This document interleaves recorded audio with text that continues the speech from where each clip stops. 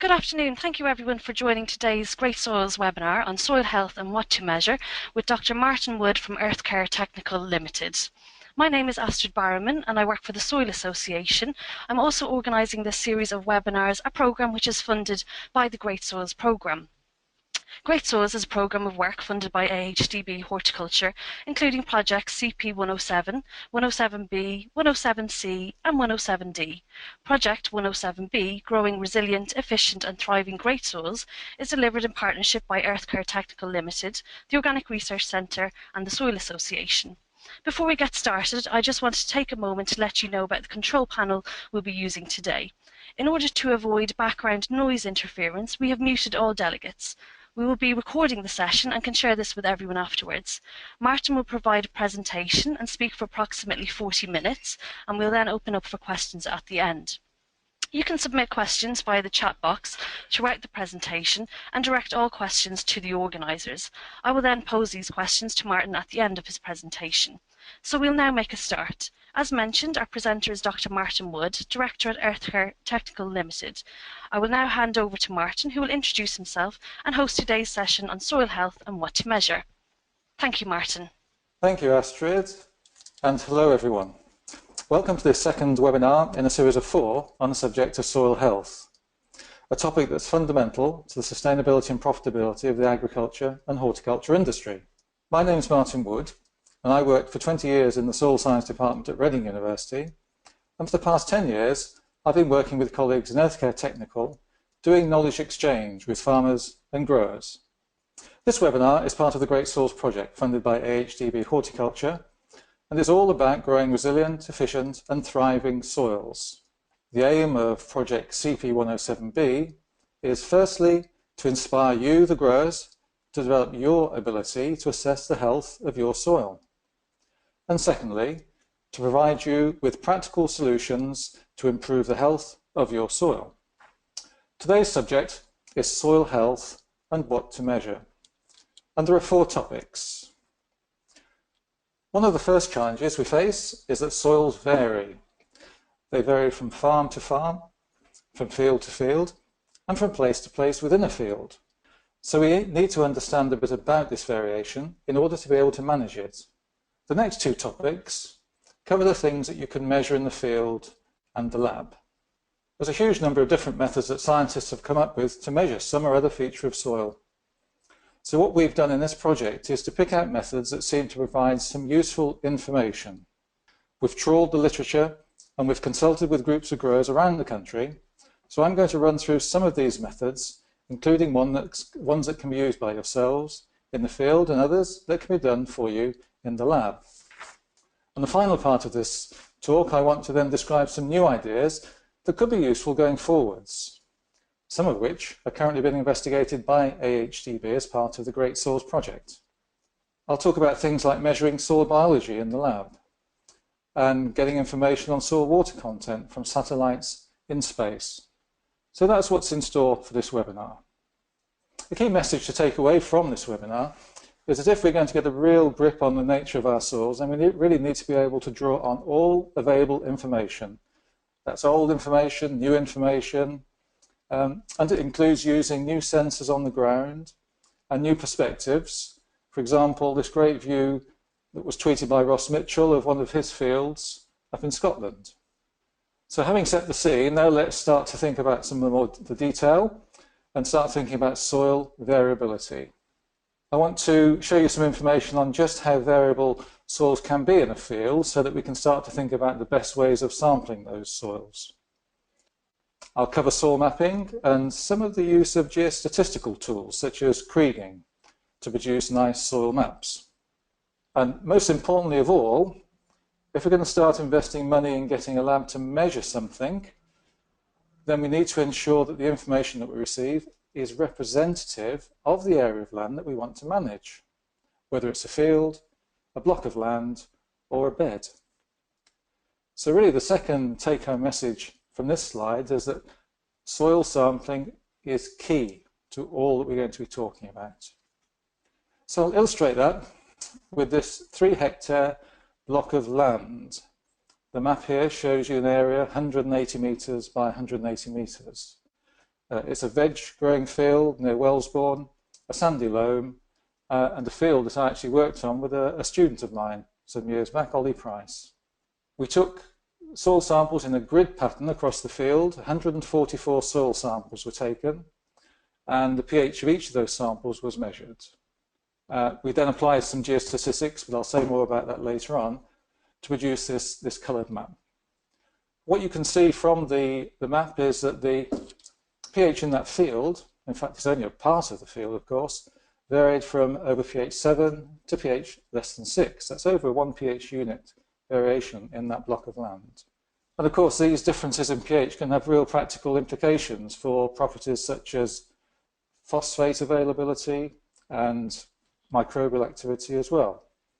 This particular map, of course, shows the areas, and the blue areas are the low pH parts of the field, where we could target lime application if we wanted to manage that field rather more specifically, precisely.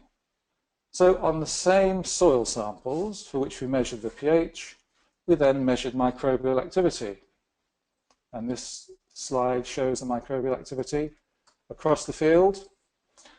In this case, we used a technique which was really only used for research. It's measuring the level of an enzyme that's found in all living organisms in soil, dehydrogenase, but it's a useful general indicator of microbial activity. And I think you can see straight away that the pattern of activity of that enzyme, in other words, the microbial activity, follows the same pattern as pH does. That's good to know. We know that pH has a strong effect on microbial activity, but this is showing it actually at the field scale. We also measured, although I haven't shown the data here, the half-life of a particular herbicide we were interested in. That's isoproteron. And we found that the pattern of the half-life of isoproteron was also mirrored in the same pattern as the pH and the microbial activity. And that's quite interesting because often degradation of pesticides in soil can involve a chemical hydrolysis stage and a microbial degradation stage as well. So the importance here, the message here is that really pH is a master variable, you could say, for a number of soil functions linked to soil health, and it's absolutely fundamental to get the soil pH right. That's probably the third take-home message already that we've had from these slides. So I now want to move on to just looking at the variation in organic matter in soil. And I've got a map here from another study, this time carried out by Margaret Oliver and Zoe Frogbrook. This is a 5-hectare block of land, another sandy loam, an arable field in Bedfordshire this time, when the soil was sampled on a 20-metre grid. The samples were then sent away to the lab for analysis by two methods, loss on ignition and wet oxidation. And if we look at the results for the loss on ignition method, you can see that we've got a range of values on this map going from 4.6% down to 3.6%. So within the same block of land, a variation of 1% in soil organic matter. Using the wet oxidation method, we get a similar variation going from 3.2 down to 2.2. Similar variation across the field. And we can see that the loss on ignition gives approximately a 1% higher value for soil organic matter than the wet oxidation method. And I've just summarised those 3 points in this slide here. If we look again at those maps, the key point I think here is that the pattern of change in organic matter is the same irrespective of the two methods that we use. Although we get different numbers, the pattern is the same. So this suggests that we could use loss on ignition, for example, as an easier way of measuring changes in organic matter, both across the field and changes in organic matter with management practices. And indeed, that's one of the methods that's used in the lab for this kind of measurement, for measuring soil organic matter. So we've shown here a number of variables changing across the field, and by the way, all the maps that I've shown you have been creed maps showing those nice contour lines. So as I've said earlier, soil sampling is key to everything we're going to be talking about today. And this slide simply illustrates best practice for taking a sample of soil from a field. And there are a number of do's and don'ts, really, for soil sampling. The first don't is to avoid unrepresentative areas. So, avoid a gateway, avoid headlands, avoid old hedge lines, avoid tracks. In this case, there's a great animals have been fed, so there's an area there that's unrepresentative. So having eliminated those areas, we'd also want to avoid sampling immediately after lime application, fertilizer application, or manure application. Leave some time for those materials to equilibrate with the soil. Having taken care of all that, we then need to take our samples, and the recommendation for standard sampling is to sample in a W shape, walking across the field in this shape here, sampling every 10-20 meters in order to give 25 subsamples, using a cora, for example. And this should be done for every 10 hectares, certainly no more than 10 hectares. If there are obvious variations in the field or the block, then you'd want to do this on each separate area that appeared to be really different. 20 centimetre depth for arable veg soils, take those 25 subsamples, mix them together, and then take out a subsample for sending to the lab. It's always a good idea to hang on to a sample as well for future reference. So that's really best practice for actually obtaining a soil sample for sending off to the laboratory. And why would we bother going and sending a soil off to the lab or doing soil testing generally? This slide really summarises the main rationale behind it. I mean, it's all about managing the land and improving crop productivity. You would identify an area of land that you wanted to manage, again, as I've said, field, block, bed, whatever. Obtain some information about the soil in that area of land, and this could be a field test or a lab test.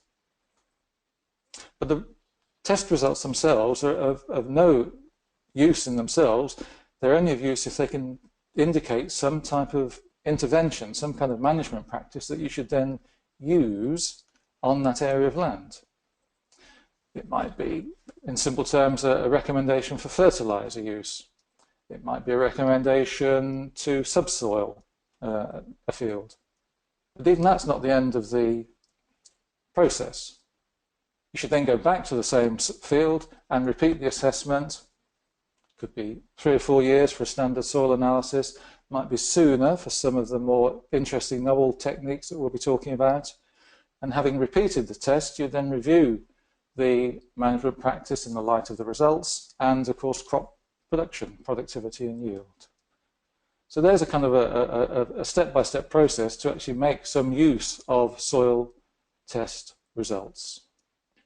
So now let's look at some of the assessment methods that can be used, starting with the simplest of approaches that can be adopted and tried out in the field. I'm going to cover 3 aspects of field testing.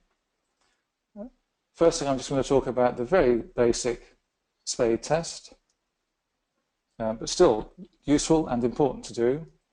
Secondly, to increase the complexity using a formal visual assessment linked to that spade test. And finally, just to mention a possible use of a in-field measurement, and I shall show you a result of an infiltration test as a simple in-field measurement. So those are the 3 areas I want to look at. And so having taken our spade out of the Land Rover and dug a 20 by 20 centimetre deep block of soil out of the ground, what are the things we need to be looking at and looking for? Well, this sample it's shown, this handful of soil shown in the image here, shows one immediately obvious feature, and that is the presence of earthworms. You will certainly want to see some worms in your soil sample. There's no general agreement about what the ideal number of worms is for say, a block of soil 20 centimetres by 20 by 20. But the Soil Management Initiative recommends 8 or more as being a good number.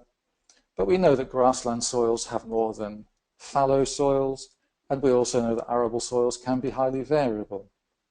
What's important when doing earthworm tests is that you should standardize on the methods so that when you go back again and test again, you're using the same methodology, so you can get some kind of comparable results.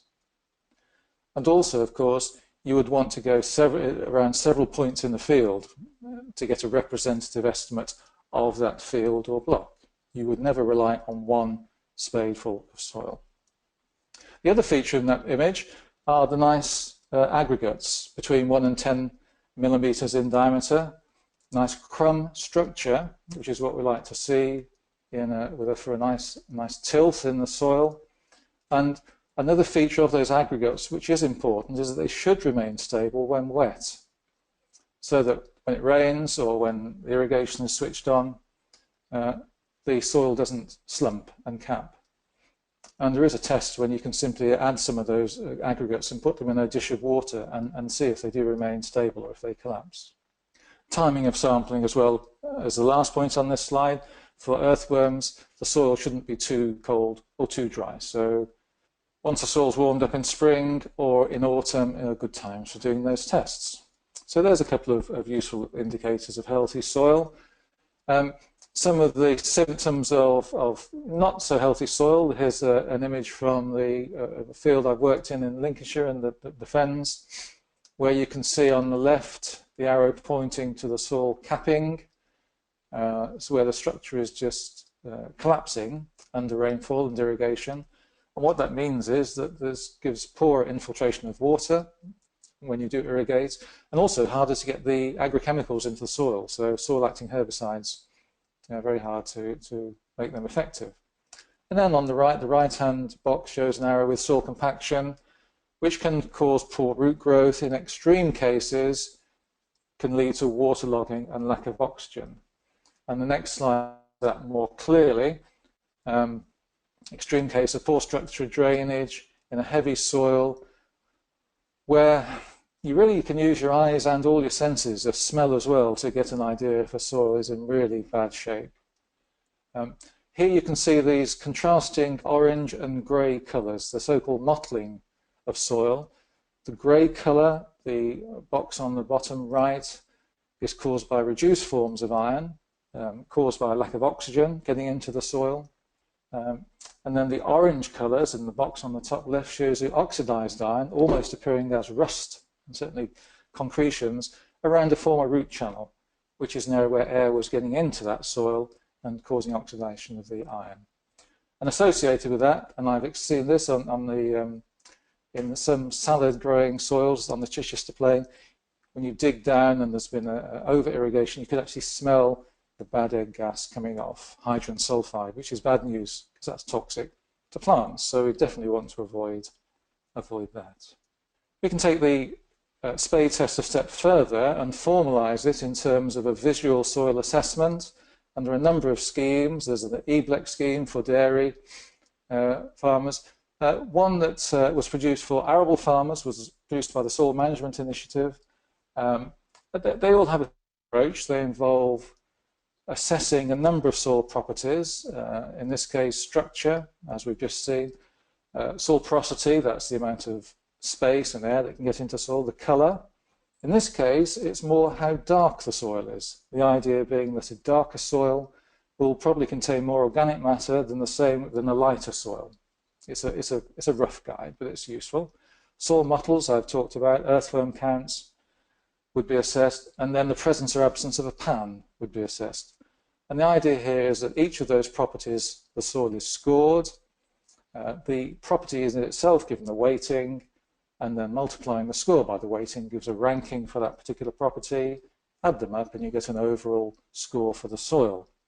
Just to give you a little bit more detail, here's a score sheet that's used with the visual soil assessment for soil structure.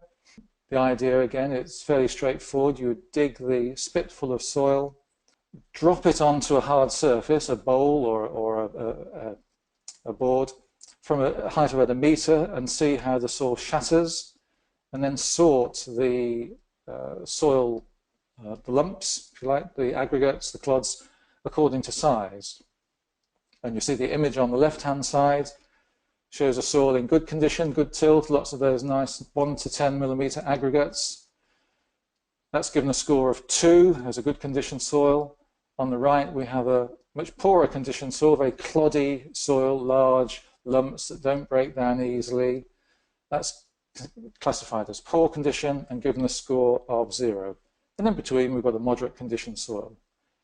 So we've now been able to add a number to give some quantitative value to that soil structure assessment.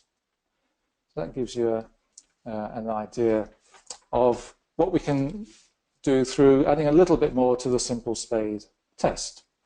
And finally, in terms of testing in the field, there's some very neat little tests that we can do. And here's an example of something we did just last week at the British Herbs Day near Abingdon, where we were looking at a field of coriander growing in beds, and there was a clear difference between the soil condition within the beds and in the wheelings alongside the beds. You can see it here in this picture here.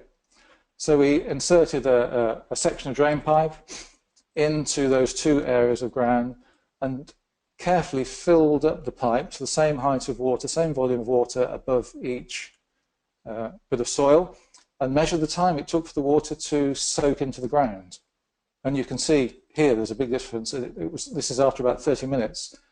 The water in the soil in the wheeling still had not been able to absorb all of that water. It was very striking, very easy way to get a quick visual assessment of the capacity of the soil to absorb water. So that's a simple infiltrometer. And there are more complicated versions of that, but that's the basic idea. So now I want to move on to soil testing laboratory. And I've chosen for this 3 standard soil tests to use. That's pH, phosphate, and magnesium, and possibly calcium, the exchangeable cations. I'll say a bit about each of those methods, and I'll also then say how, introduce a slightly cautionary tale about how some of these results can be taken a bit too far, and refer to some work from the States. And then give an example of a grower who's actually using a more detailed soil chemical audit approach, and see how he's doing that in practice. So let's look at the first lab test method, soil pH. Once again, this master variable. But the result that you get with soil pH measurement depends on the method used, and it's measured differently in England and in Scotland. In England, a soil sample is shaken with a sample of water and the pH measured. In Scotland, it's mixed with a solution of calcium chloride and the pH is measured. And those 2 methods will give you different results. The method in water, as used in England and Wales, will give a result that's in the order of 0.6 pH unit higher than the result for the same soil using calcium chloride.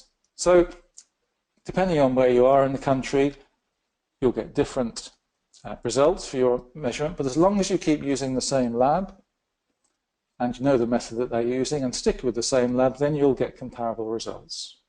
So that's pH. Now soil phosphate. And you may be surprised, but really we still don't have the full picture on soil phosphate. But we've got a system of analysis and recommendations that works pretty well.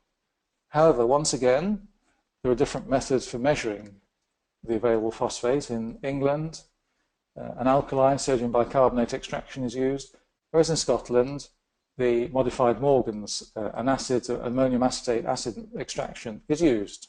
And that again will give different results. The whole rationale behind doing soil testing for nutrients is that the results of the test are grouped into a series of categories.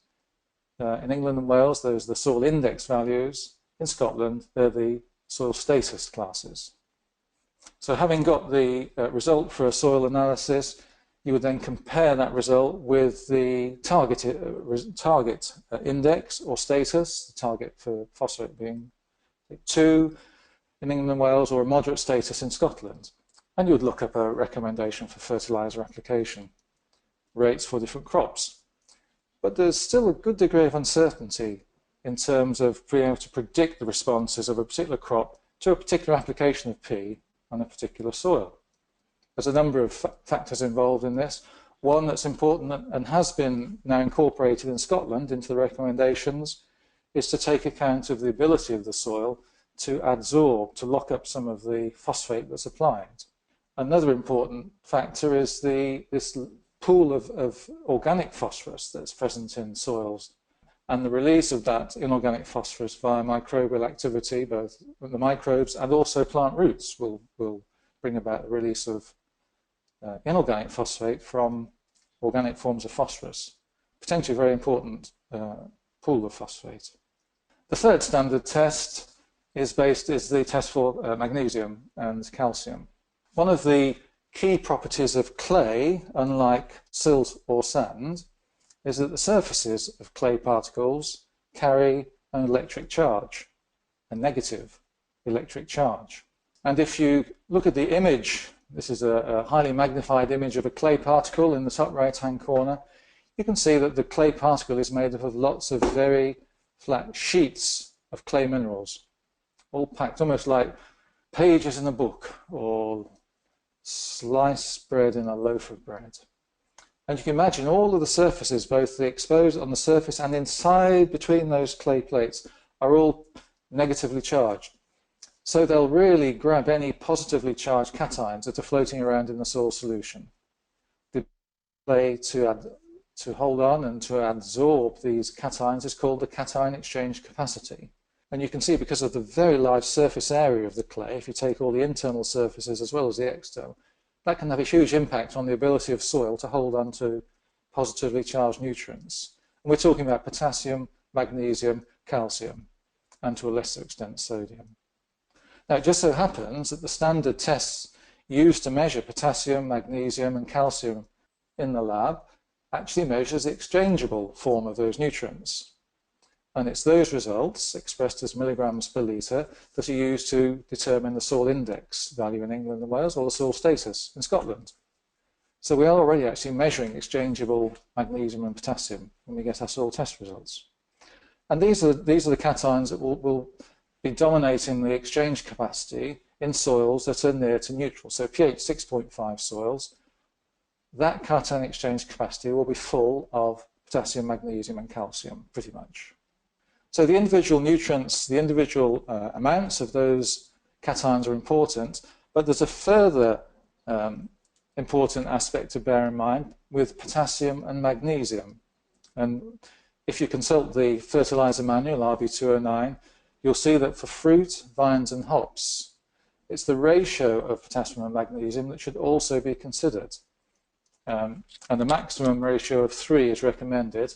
It becomes higher than 3, then there's a possibility of getting magnesium deficiency in fruit. So within our fertilizer recommendation system, we do include recommendations based on the ratio of exchangeable cations. But I just want now to introduce a slightly cautionary note, and that's really goes back to an idea that was developed in the States back in the 1940s. There was an idea of an ideal soil, the idea that you could actually define a soil based on the ratio of the main cations, calcium, magnesium, and calcium. And this idea became eventually associated with a very well-known US soil scientist, William Albrecht. He was actually interested in the nutrition of legumes in acid soils where calcium was important.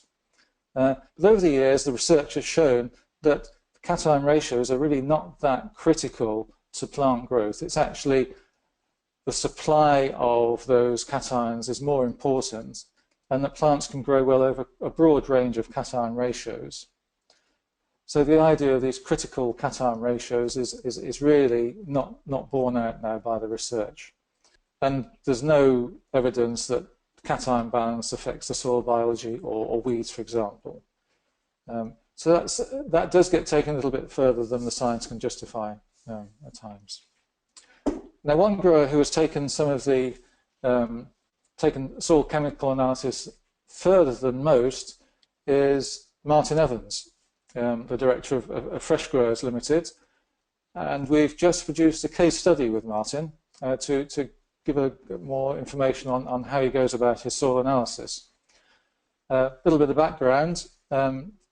Fresh growers really pioneered the introduction of chantenay carrots into the UK, along with piccolo parsnips. Although Martin's holding conventional carrots there, they have really made their mark producing chantenay carrots. And as part of it, it's a cooperative, and they have a very intensive soil analysis regime. Every year, every field is measured for the standard pH, pK, magnesium, but also soil organic matter, cation exchange capacity, calcium, sulfur, and a whole range of trace elements, micronutrients, boron, copper, zinc, manganese, iron, and molybdenum. Because on these very well-drained sandy loam soils where there's very little cation exchange capacity, Martin considers it essential to get the right amount of nutrients onto his carrots, but also the right balance of those nutrients. So I'll just give you a little glimpse of the kind of results that the growers within fresh growers are actually using for their production systems. This table shows exchangeable calcium and exchangeable magnesium as you would get from your standard soil analysis. The exchangeable calcium and magnesium have then been expressed as a percentage of the cation exchange capacity. So how much of that cation exchange capacity space is used up by the calcium? In this case, 71% of the cations are calcium, 5% are magnesium. So those are simple calculations. The exchangeable magnesium result is then converted using a standard bulk density and soil depth to an amount of exchangeable magnesium oxide per hectare, kilograms per hectare. And the result here came out as 209, which fresh growers would consider to be low. And on the basis of that result, they would recommend using an application of 100 kilograms per hectare of kieserite, of magnesium sulfate, to create that deficiency. They do take note of the exchangeable cation to magnesium ratio. In this case, 71:5 was considered to be acceptable. So that just gives you a little insight into the kind of detailed chemical audit that Fresh Growers Limited use to get a real insight into the chemistry of their soil system. So in this final section of the presentation, I want to look at some new ideas for testing soils.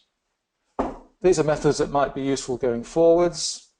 They're at the cutting edge of our understanding of soils, and some of them are just starting to be made available commercially. I'm going to say a bit about respiration. That's a measurement that's been around for a long time, but it's now got some interesting applications.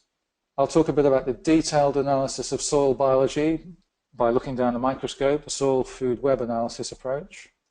Very briefly, I'll talk about trying to break down soil organic matter into a number of fractions, identifying the decomposable fraction, the so-called light fraction of organic matter. Then I'll finish off talking about precision farming and remote sensing and how that can help in soil health management.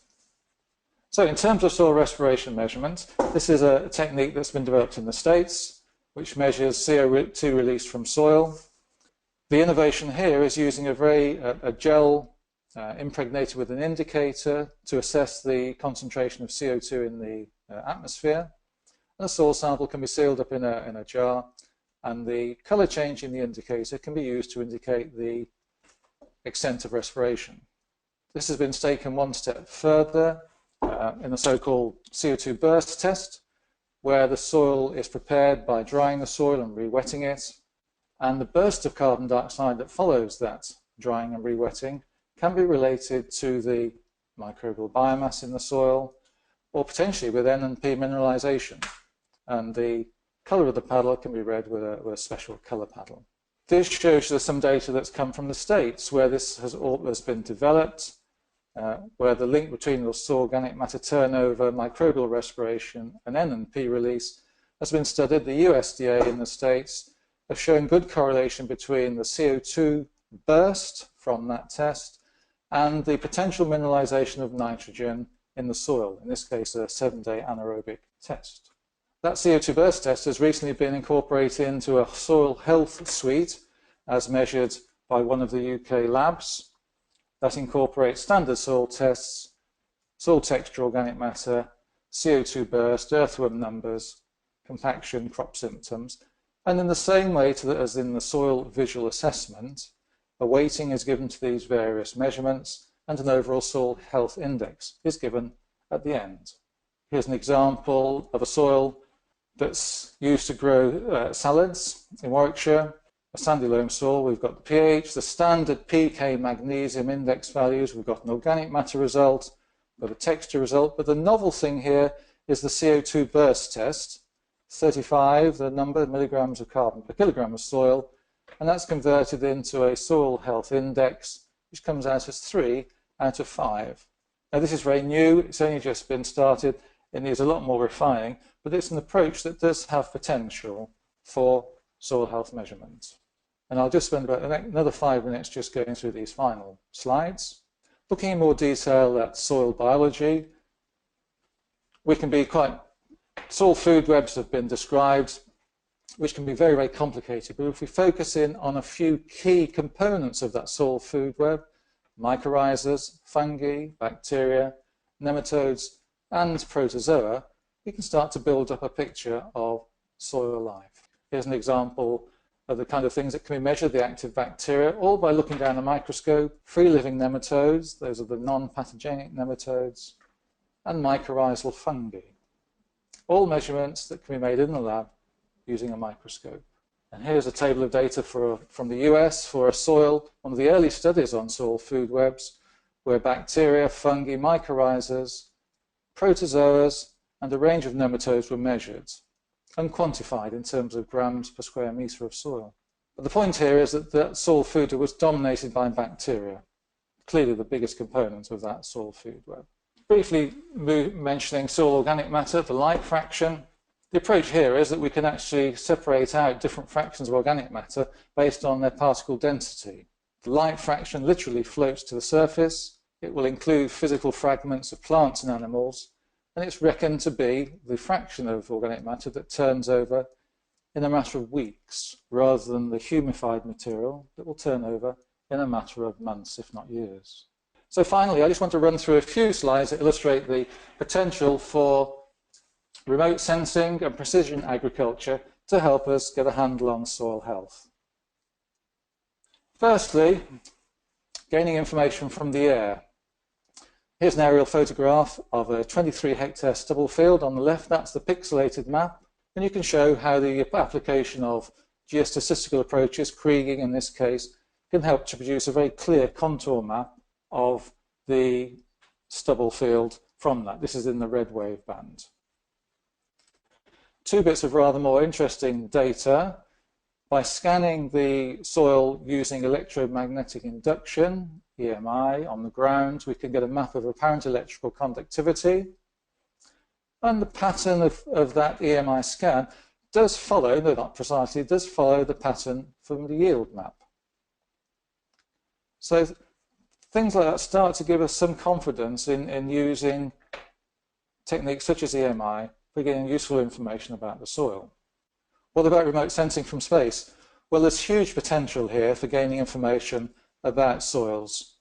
And there's been a lot of research done. We've been involved in the past in looking at the use of passive microwave emission from ground as a way of estimated soil moisture content using satellites. But if that information is going to be useful, for example, for irrigation scheduling, then the data must be available at least twice weekly, if not daily. So there's a question of frequency. The pixel size must be down to maybe 5 square meters rather than, it's much bigger than that at the moment, maybe 20 square meters. And that information must be delivered to farmers rapidly, so they must have it at least within 24 hours, if not quicker. So although remote sensing holds enormous potential, we're still not there yet with practical tools that can be used. But there is research going on. For example, as part of this project, one of our parallel projects is on precision farming technologies within horticultural cropping systems. So really further information is starting to come out under the GREATsoils project. We've produced a soil assessment leaflet, which can be downloaded from the AHDB website, and the link is there for you to take down. We're producing a number of case studies. There's one on compost for soil health, which has just been produced and is just going to press as we speak. We're also, in addition to these webinars, producing publications, running workshops across the country. And for example, there's a workshop in Nottingham on the 22nd of September on improving soil and nutrient management in horticulture. So that's the end of my webinar. Further contact details are on this final slide. Thank you. Great, thanks. So before we open for questions, I'd just like to take this opportunity to thank Martin again for a very in-depth presentation. We'll circulate a video and recording of the presentation as well as more details about GREATsoils and the programme after the session. If you'd like to find out more about our events programme or other webinars that we're running, you can visit www.soilassociation.org/great-soils. We do also have a Managing Soil Health Using Organic Manures webinar, which will take place on Friday the 7th of October from 1:30 to 2:30 p.m, but we'll circulate more information after this session.